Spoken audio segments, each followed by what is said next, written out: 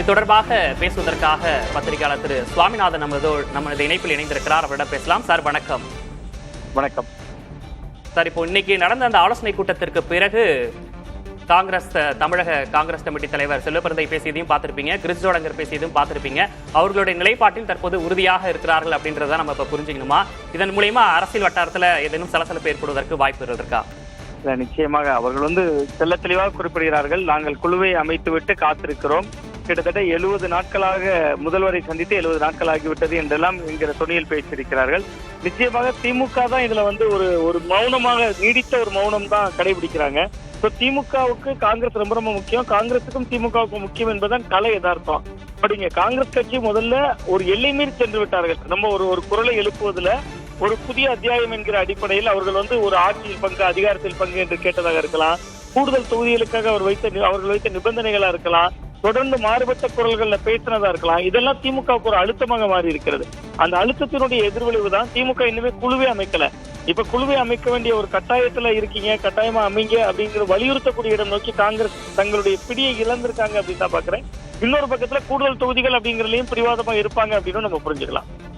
இப்ப இதுல பீகாரோடலாம் ஒப்பிட்டு பேசுறாங்க. அதனால இப்ப காங்கிரஸ் இதுல ஒரு தீர்க்கமான முடிவை எடுத்துட்டாங்க அப்படின்றத நம்ம புரிஞ்சுக்கணுமா?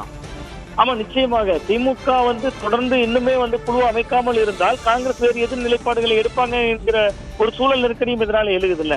நீங்க அவர்கள் பீகார்ல கடைசி நேரத்துல கிட்டத்தட்ட காங்கிரஸ் எவ்வளவு ரிஸ்கான சூழல்கள்ல கூட அவங்க எப்படி நிலைப்பாடு எடுத்தாங்களோ அந்த நிலைப்பாட்டை நோக்கி நகர்த்தப்படுவார்கள் அப்படின்னு தான் இதை நம்ம புரிஞ்சுக்கலாம். கிட்டத்தட்ட அவர்கள் திமுகவுக்கு இறுதி எச்சரிக்கை அல்லது இறுதியான ஒரு வலியுறுத்தல் அப்படின்னு கூட நம்ம இதை எடுத்துக்கலாம். இதற்கு மேலும் குழு அமைக்காம ஒரு கட்சி ஜனநாயக மாண்புப்படி குழு அமைத்து விட்டார்கள். கிரீஷ் சோடங்கர் உட்பட ஒரு 5 பேர் கொண்ட குழுவினர், அதுல ராஜேஷ்குமார் எம்எல்ஏ, செல்வபிரந்தகை மாநில தலைவர் உள்ளிட்டவர்கள் இருக்காங்க. பதிலுக்கு ஒரு குழு அமைப்பது தானே மரபாக இருக்க முடியும். அப்ப காங்கிரஸ் ஒரு கட்டத்தில் எல்லை மீறி பேசுகிறார்கள், திமுகவும் பதிலுக்கு குழு அமைக்காமல் கடந்து செல்வது என்கிற ஒரு நிலை தான் தொடர்ந்து நீடித்து வருகிறது. இந்த சூழல்ல இப்ப காங்கிரஸ் கட்சி உண்மையிலேயே வேறு முடிவுகளை எடுத்துவிட்டால் அதுவும் திமுகவுக்கு பாதகமாகத்தான் முடியலாம். சரி, இப்போ இதுல ஆட்சியில பங்கு அப்படின்ற ஒரு விஷயத்துல திமுக ஒரு தெளிவான நிலைப்பாட்டில் இருப்பதாகவே பார்க்க முடிகிறது. இப்போ இதுல 42 தொகுதிகள் ஆட்சியில பங்கு அப்படின்னு கேட்கும் பட்சத்துல இந்த திமுக காங்கிரஸ் கூட்டணியில விரிசல் ஏற்படுவதற்கான வாய்ப்பு இருக்கா? உங்களுடைய பார்வை என்னவாக இருக்கிறதுல?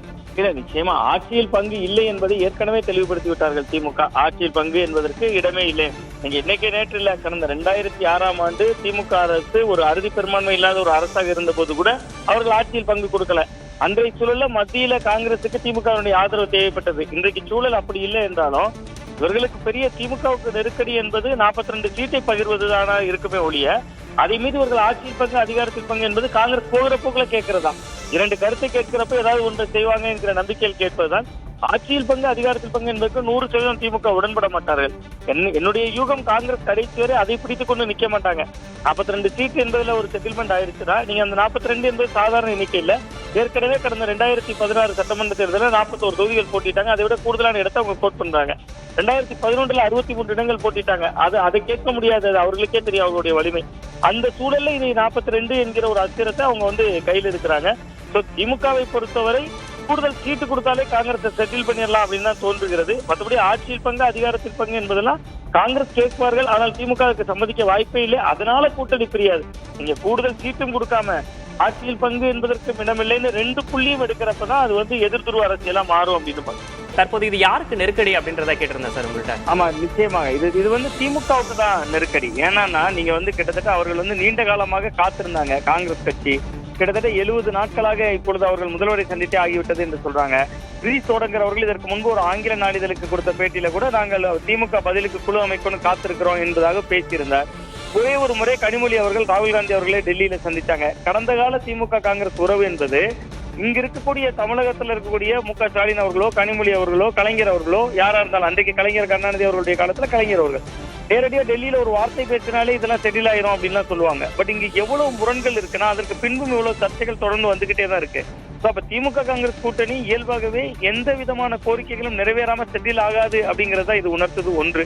இன்னொன்று, இப்ப திமுகவுக்கு என்ன நெருக்கடினா தமிழ்நாட்டுல ஒரு 12% சிறுபான்மையினர் வாக்குகள் இருக்கு. அந்த வாக்குகளை ஈர்க்கணும் அப்படின்னா அது ஏறக்குறைய காங்கிரஸ் திமுக கூட்டணி அப்படிங்கிற அடிப்படையில தான் அது விழுந்துட்டு இருக்கு.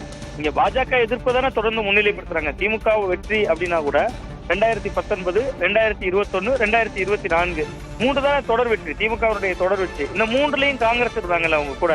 அது ஒரு எப்படி சொல்றது, அது கிட்டத்தட்ட உங்களுக்கு ஒரு இந்தியா கூட்டணியினுடைய முகமாகவும் முகவரியாகவும் இன்னைக்கு திமுக இருக்கு. ஆனாலும் அது காங்கிரசும் திமுகவும் சேர்ந்து இருக்கிற பொழுதுதான் அந்த வலிமை இருந்தது.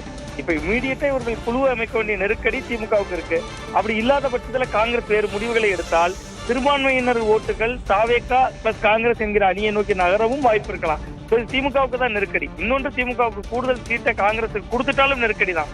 நீங்க திமுக கூட்டணியில 10 கட்சிகள் இருக்காங்க. ஒரு மக்கள் நீதி மையமா இருக்கலாம், 2 பேரும் கம்யூனிஸ்ட் கட்சிகளா இருக்கலாம், விசிகாவா இருக்கலாம், மதிமுகவா இருக்கலாம். ஒவ்வொரு கட்சிகளும் இன்னைக்கு கேட்பாங்கல்ல, காங்கிரஸுக்கு கூடுதல் கொடுத்துட்டீங்க, எங்களுக்கு கூடுதல் தாங்க, எங்களுக்கு கூடுதல் தாங்க. அப்ப இப்ப கிட்டத்தட்ட திராவிட முன்னேற்ற கழகம் என்பது சிகிச்சையை தள்ளி போட்டிருக்காங்க. தள்ளி போடுவது மட்டுமே தப்பித்து போவதற்கான வாய்ப்பு இல்லை. அவங்க என்னைக்கு இதை கையில் எடுக்கிறார்களோ அன்றைக்கு மற்ற கட்சிகளும் இது குறித்த சர்ச்சையில எழுப்புவாங்க. அதனாலதான் திமுக இதில் மௌனமா இருக்கிறதா பாக்குறேன். இது காங்கிரஸை விட திமுகவுக்கு தான் நெருக்கடி. காங்கிரஸுக்கு இன்னொரு வாசல் இருக்குல்ல.